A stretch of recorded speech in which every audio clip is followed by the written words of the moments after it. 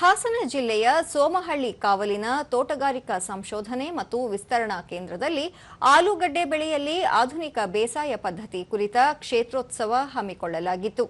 ಹಾಸನದ ಕಾಕಕೆರೆಯ ಕೃಷಿ ಮಹಾವಿದ್ಯಾಲಯದ ಡೀನ್ ಡಾ ಬಿಎಸ್ ಬಸವರಾಜ್ ಕ್ಷೇತ್ರೋತ್ಸವ ಉದ್ಘಾಟಿಸಿ ವಿವಿಧ ಬಗೆಯ ಆಲೂಗಡ್ಡೆಗಳನ್ನು ವೀಕ್ಷಿಸಿ ಮಾಹಿತಿ ಪಡೆದರು.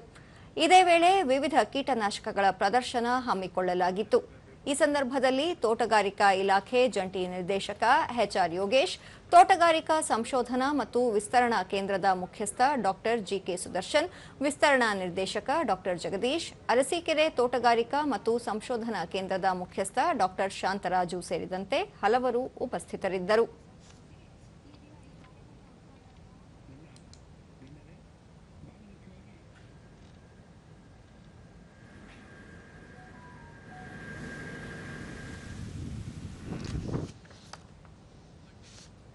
ಬಳಿಕ ಕಾರ್ಯಕ್ರಮ ಉದ್ಘಾಟಿಸಿ ಡಾ ಬಸವರಾಜ್, ಹಾಸನ ಜಿಲ್ಲೆಯಲ್ಲಿ ಜೋಳವನ್ನು ಹೆಚ್ಚಾಗಿ ಬೆಳೆಯಲಾಗುತ್ತಿದ್ದು, ಜೋಳ ರೋಗ ಬಾಧಿತವಾಗಿರುವ ಹಿನ್ನೆಲೆಯಲ್ಲಿ ಆಲೂಗೆಡ್ಡೆ ಬೆಳೆಯನ್ನು ಬೆಳೆಯಲು ಉತ್ತಮ ವಾತಾವರಣವಿದೆ. ಉತ್ತಮ ಬೇಸಾಯಪಡಿಸಿಕೊಂಡು ಆಲೂಗೆಡ್ಡೆ ಬೆಳೆಯಬೇಕು ಎಂದರು. ಬೆಳಿಬಹುದು. ಮತ್ತೆ ಈಗ ಒಂದು ಅಂಗಮಾರಿ ರೋಗ ತಡ್ಕೊಂಡು ಬೆಳೆಯುವಂತ ಒಂದು ತಳಿಗಳನ್ನು ಕೂಡ ಕಂಡಿದ್ದಾರೆ. ಹಾಗಾಗಿ ರೈತರಿಗೆ ಹೆಚ್ಚು ಶ್ರಮ ಇರೋದಿಲ್ಲ. ಸಿಂಪಡಣೆ ಮಾಡಕ್ಕೆ ಉತ್ತಮವಾದಂತಹ ರೋಗನಾಶಕಗಳು ಕೂಡ ಸಂಶೋಧನೆ ಆಗಿದೆ, ಅದು ಕೂಡ ಸಿಗ್ತದೆ. ಎಚ್ಆರ್ ಯೋಗೇಶ್, ಕೃಷಿಕರು ಮಣ್ಣಿನ ಫಲವತ್ತತೆಯ ಬಗ್ಗೆ ಗಮನ ಹರಿಸಬೇಕು. ಹವಾಮಾನ ಬದಲಾವಣೆ ತಡೆಯಲು ಸಾಧ್ಯವಿಲ್ಲ, ಮಣ್ಣಿನ ಬದಲಾವಣೆಯನ್ನು ತಡೆಯಬಹುದು. ಹೀಗಾಗಿ ರೈತರು ಮಣ್ಣಿನ ಫಲವತ್ತತೆ ಕಾಪಾಡುವ ಕಡೆಗೆ ಗಮನ ಹರಿಸಬೇಕು ಎಂದರು. ಎಲ್ಲರೂ ಮಣ್ಣಿನ ಫಲವತ್ತತೆಯ ಬಗ್ಗೆ ಹೆಚ್ಚಿಗೆ ಗಮನವನ್ನು ಕೊಡಬೇಕಾಗ್ತದೆ. ನಾವು ಮಣ್ಣನ್ನ ಎಷ್ಟು ಆರೋಗ್ಯಕರವಾಗಿ ಇಟ್ಟಿರ್ತೀವೋ, ಮಣ್ಣಿನ ಫಲವತ್ತತೆ ಎಷ್ಟು ಚೆನ್ನಾಗಿ ಕಾಪಾಡ್ಕೊಳ್ತೀವೋ, ಅದರಿಂದ ಬರುವಂತ ಎಲ್ಲ ರೋಗ ರುಜಿನಗಳನ್ನ ನಾವು ಚೆನ್ನಾಗಿ ನಿಭಾಯಿಸಬಹುದು.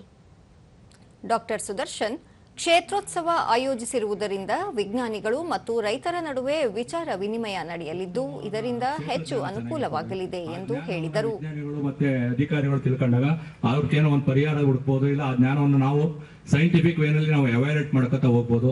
ಇದರಿಂದ ಹೆಲ್ಪ್ ಆಗುತ್ತೆ. ಮುಖಾಮುಖಿ ನಾವು ರೈತರುಗಳು ಅಧಿಕಾರಿಗಳು ಒಂದ್ ಕಡೆ ಸೇರ್ಕೊಂಡಾಗ ಇಲ್ಲಿ ಸಮಸ್ಯೆಗಳನ್ನ ಅವಲೋಕಿಸಲಿಕ್ಕೆ ಬಹಳ ಮುಖ್ಯವಾದ ಒಂದು ಅಂಶ ಆಗತ್ತೆ, ಒಂದು ಸಂದರ್ಭ ಆಗತ್ತೆ ಅನ್ನೋ ಒಂದು ಕಾರಣಕ್ಕೋಸ್ಕರ ನಾವು ಕ್ಷೇತ್ರೋತ್ಸವವನ್ನು ಆಯೋಜಿಸಿದ್ದೇವೆ. ದೂರದರ್ಶನದೊಂದಿಗೆ ಹೊನ್ನಾವರದ ದೇವರಾಜ್, ಕ್ಷೇತ್ರೋತ್ಸವಗಳನ್ನು ಹಮ್ಮಿಕೊಳ್ಳುವುದರಿಂದ ರೈತರಿಗೆ ಹೆಚ್ಚಿನ ಮಾಹಿತಿ ದೊರೆಯಲಿದೆ, ಇದರಿಂದ ಅನುಕೂಲವಾಗಲಿದೆ ಎಂದು ತಿಳಿಸಿದರು. ಕೃಷಿ ಇಲಾಖೆಯಿಂದ ಮಾಹಿತಿ ಬಂದಾಗೆಲ್ಲ ಅವರ ಹತ್ರಕ್ಕೆ ಹೋಗಿ ನಾವು ತಿಳ್ಕೊತಾ ಇರ್ತೀವಿ. ಉಪಯೋಗ ಆಗುತ್ತೆ ಸರ್. ನಮಗೆ ಇಲ್ಲಿ ಯಾವ ಔಷಧಿ ಹೊಡಿಬೇಕು ನಮಗೆ ಗೊತ್ತಿರಲ್ಲ ಸರ್. ಈಗ ಫಸ್ಟ್ನೇ 1.5 ತಿಂಗಳಿಗೆ ಯಾವ ಔಷಧಿ ಹೊಡಿಬೇಕು, 2 ತಿಂಗಳಿಗೆ ಯಾವ ಔಷಧಿ ಹೊಡಿಬೇಕು, ಅವ ಬಗ್ಗೆ ನಾವು ತಿಳ್ಕೊಂಡು